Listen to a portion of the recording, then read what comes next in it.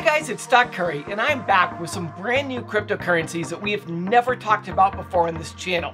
I'm also going to tell you guys what's going on with Saitama, and I've got some stock picks for you guys. So let's get into it! Okay, I don't have a whole lot of market news for you guys, but I did want to let you know that this week we do have earnings coming up on a couple of key stocks, which is really going to be the big news this week. Not a whole lot of real big, important economic news.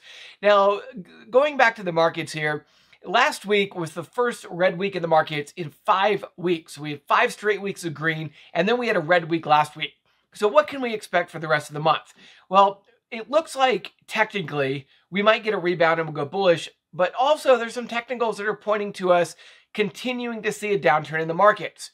Now, something that's not really being talked a lot about right now is the fact that in 3 weeks, on December 3rd, the United States is going to run out of money. And not only are we going to run out of money to pay our bills, but our spending bill is going to come to an end, and we're going to have a government shutdown on December 3rd. It all happens in 3 weeks on December 3rd. So the Congress and Senate have 3 weeks to pass both a spending bill and a debt limit increase bill. And if both of those do not happen in the next 3 weeks, we could see either a government shutdown or the United States unable to pay its bills, or both. Now, this is the same thing that happened back in September that caused the markets to go down by about 8%. And it's very possible we could see the beginning of that now, where we see the markets go down for the next 3 weeks.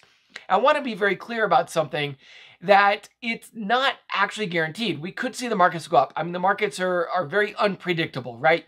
But if you guys recall, back in September, I was saying that I would not be at all surprised if we saw the markets rise through October and through the beginning of November. And that is exactly what happens. Now, I'm going to follow up and reiterate my prediction that the markets are going to go down for the last 3 weeks of November. Again, we could get a green week this week, but I think for sure in the last 2 weeks of November, we are going to see the markets go red. And obviously, the news is not really talking about this yet, but keep in mind that the news doesn't predict the markets. The news talks about what already happened. So when we start seeing the markets go down, especially if we get another red week this week, then I think the news is going to start talking about the debt limit bill and the spending bill and all the stuff that has to happen in the next 3 weeks. Now, the Republicans have already said they're not going to help out with this, but it's really hard to say if they're going to stay true to their word or not, because keep in mind that in the beginning of October, the Republicans came out and they just helped out the Democrats and allowed the debt limit increase bill to be passed, even after they originally said they would not. So we'll see what actually happens, but it looks like we're going to have another showdown, just like we saw about 2 months ago. Now, if you have a lot of money in your portfolio, now would be a good time to start hedging your portfolio against what I think is going to be a downturn in the market over the next 3 weeks. So a couple of stocks you might want to consider for hedging your portfolio include UVXY, VXX, SPXU, and SQQQ. All 4 of those will go up as the market goes down. And so it's a way of making money as the market goes down. Another thing, if you don't mind taking on a lot more risk, you could consider possibly some put options on QQQ or SPY, or a little bit less riskier would be some credit call spreads on QQQ and SPY. So you have a lot of different ways of hedging your portfolio, but the simple one is just simply buying shares in UVXY, VXX, SPXU, or SQQQ. All right, let's get into today's crypto and stock picks. For those of you guys who are new to this channel, my name is Stock Curry. I used to work as an analyst for some large investment banks, and now I analyze stock picks on YouTube. Every day I watch hours and hours and hours of YouTube videos, and then I consolidate all of the stock picks from the top YouTubers, and I put them together into a single video. I give you both the cliff notes on their stock picks, as well as my analysis on their stock picks. Now, if anything I talk about today piques your interest, make sure you listen to who I say talked about that stock, and then go watch their video to get the full details of what they said. Now, all I ask for putting all of this together for you guys is that you hit that like button, subscribe, and follow the page so that you can get notified when I release my next video. In fact, I'll give you 5 seconds to do that right now.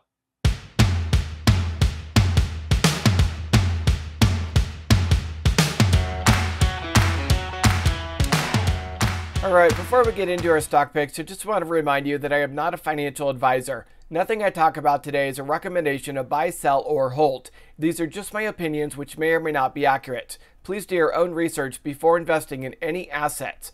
Alright, let's get into today's stock and crypto picks. And first up is OMI. This is ECOMI. Stockmo mentioned OMI after his wife told him about it. Stockmo said OMI is working with Disney for the sale of NFTs. On the 3-month chart, OMI is near the bottom of its upward trend line, so now would be a good time to buy in if you are bullish on OMI. And next up is LRC. This is Loopring. This is a crypto that we haven't talked about yet. Apparently, Stockmo alerted on LRC to his Patreon members when it was at $2.71, and now he mentioned it on YouTube. Stockmo said there are rumors that GameStop will be working with Loopring. Stockmo said the downside is about 60%, but he said the upside could be huge if the GameStop rumor turns out to be true.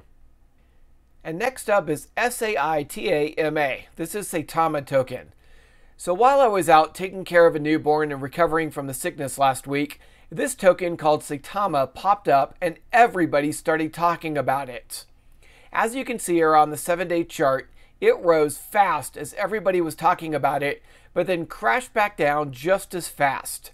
According to Larry Jones, Saitama was supposed to release an app that would be a Saitama ecosystem that would make it easy to buy the token.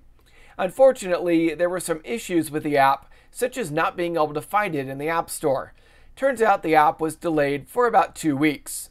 Keenan Grace said the fact that they didn't launch the app at their launch party on Saturday caused FUD, or fear, uncertainty, and doubt, and as a result there was a lot of selling. Larry Jones said that if you lost money on Saitama, to take it as a learning lesson not to chase and buy in out of FOMO or fear of missing out. These speculative plays can fall fast, and we saw that with SAITAMA. I agree with Larry Jones that this should be a lesson not to buy just whatever is being hyped up, but to actually research things before you buy into them. And if you do decide to buy into a speculative play, make sure you only invest money that you are willing to lose. Oh, and one more thing. Just to get it out there and be totally transparent with you all, yes, I was offered money to talk about Saitama and I turned it down. I also remember turning down an offer to talk about Crypto Cowboy. I will never pump any coin or stock on this channel. In the rare event I do decide to accept an offer to talk about a stock or crypto, I will tell you up front that it is a paid promotion and that I was paid to talk about it. And you can be assured that I researched it thoroughly to ensure that it was not a scam or a pump and dump. I turn down about 100 offers a month. I'm not going to take someone's money to talk about something when I know full well that you will most likely lose money on it. That's not the right way to build a YouTube channel. In the 11 months I've been on YouTube, I've only accepted 2 paid offers. One was for HLLPF and the other for TOBAF. Not only did I talk about those 2, I bought both of those stocks, and I'm still holding both of those stocks.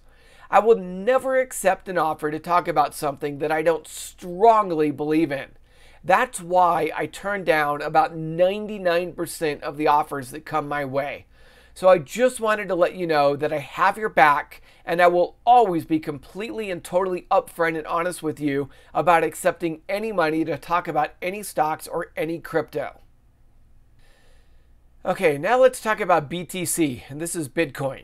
ZipTrader let us know that BTC just had a major upgrade called Taproot. Taproot paved the way for smart contracts on Bitcoin, and it also increases transaction privacy. The addition of smart contracts is huge for Bitcoin. ZipTrader said this could cause some volatility in Bitcoin miners such as MARA and RIOT. And the last crypto we're going to talk about today is SHIB. This is Shiba Inu. Larry Jones let us know that Gemini just listed SHIB. Gemini is a major cryptocurrency exchange similar to Coinbase. Further, Larry Jones said people in India are now able to buy SHIB also. Both of those things are positive catalysts for SHIB. Now technically, SHIB is nearing the end of consolidation. You can see it dropping here, rising here. This is called consolidation. And as it gets stuck here between the 10-day and 21-day EMAs, eventually this is going to break out. Now, I still don't know if it will break out to the upside or the downside, but I do expect a breakout in the next day or two. If it breaks out to the upside, I think SHIB could double in price and probably delete a zero. If SHIB breaks out to the downside, I think SHIB will drop down to around 4 zeros and a 3. And now on to our stock picks, and first up is DKNG. This is DraftKings. They're an online sports betting company. Chris Sain said DKNG is now in a buy zone. Chris Sain likes DKNG at any price under $40. Now technically, DKNG is a falling knife, but there is some support at $40 and then stronger support at $35. So I'm going to give you a $40 buy-in price and a $35 ideal buy-in price on DKNG. I will also give you a $34 stop-loss price in case it continues to fall below the strong support level of $35. Next up is GGPI. This is a SPAC, and GGPI is merging with Polestar. Polestar is a spin-off of Volvo, and they're an EV manufacturer in Europe. ZipTrader first talked about GGPI 2 months ago. On Friday, GGPI ran up over 15% during the day and another 12% after hours. Polestar had a positive press release, which is why the stock went higher. Further, GGPI is also getting a lot of hype. Now, hype doesn't last forever, but you can make money in the short run. There's no telling when this recent hype will tank, but for now, it is bullish. Because of Polestar's growth estimates, ZipTrader said GGPI is one of the best values amongst EV plays right now. They are expecting to deliver more than twice as many vehicles as Lucid next year, and the market cap is only 1/3 that of Lucid. And speaking of Lucid, next up is LCID. This is Lucid Group, and they're an American EV manufacturer. LCID is reporting earnings after the market close on Monday. Keenan Grace let us know that LCID is expecting to report a loss of 25 cents per share. He said the one thing that we'll want to hear about is news on their 2022 Grand Touring EV. Also, we'll have to watch the analyst ratings starting on Tuesday because LCID tends to see major swings based upon analyst ratings. Now, regarding whether or not you should buy LCID prior to earnings, ZipTrader said that he can no longer argue that LCID is a compelling buy. LCID already hit ZipTrader's year-end price targets. I also think LCID is overbought and has a much higher chance of dropping after earnings than it has of going up. Technically, LCID has been overbought for the past 2 weeks straight, and it desperately needs to pull back. Next up is PLTR. This is Palantir, and they're a data analytics company. Jeremy with Financial Education talked about whether or not now would be a good time to buy PLTR. First, Jeremy considered why PLTR dropped after earnings. PLTR beat earnings, but it wasn't a huge beat, and that's why PLTR dropped. Further, this past quarter had a slight slowdown in growth compared to past quarters.